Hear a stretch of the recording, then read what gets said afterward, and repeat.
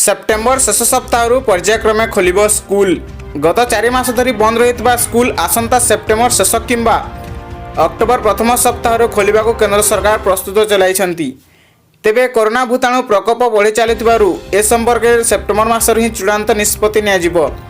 पिलांको पाठपढ़ारे क्षति होइथिले हैं चलित वर्ष 0 वर्ष हेब नाही। स्कूल खोली पिलांको शिक्षादान पर केंद्र सरकार लक्ष्य रखिछंती। विभिन्न राज्य एवं अभिभावक मानक ठारू मिलिथिबा परामर्श को दृष्टि रखी सरकार कार्य खसड़ा प्रस्तुत करछंती। जड़े अधिकारी सूचना अनुसार शिक्षा वर्ष 2020 किंबा 21 अधा समय बीती जाइछि। अनलॉक 3 रे देश धीरे धीरे खोलुछि किंतु शिक्षानुष्ठान बंद रही। सेथिलागी स्कूल गुड़ी को खोलिबा पई राज्य गुड़ी जरिया रे अभिभावक मानक मतामत निया जाइतिला। एने विभिन्न राज्यरू भिन्न भिन्न मत आसीछि। अर्थात केतक राज्य सेप्टेम्बर शेषरू एवं और किछि राज्य अक्टोबर प्रारंभरू स्कूल खोलिबा को मत देइछंती।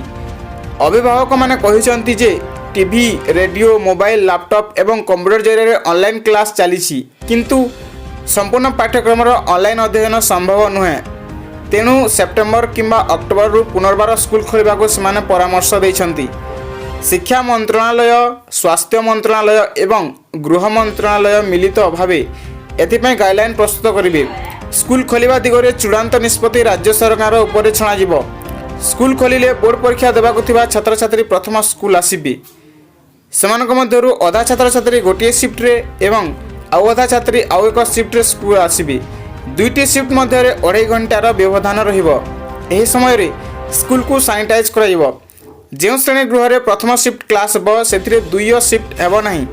सेपरी क्लास स्वल्प समय चलो अर्थात 3 ରୁ 4 घंटा पर्यंत क्लास हो।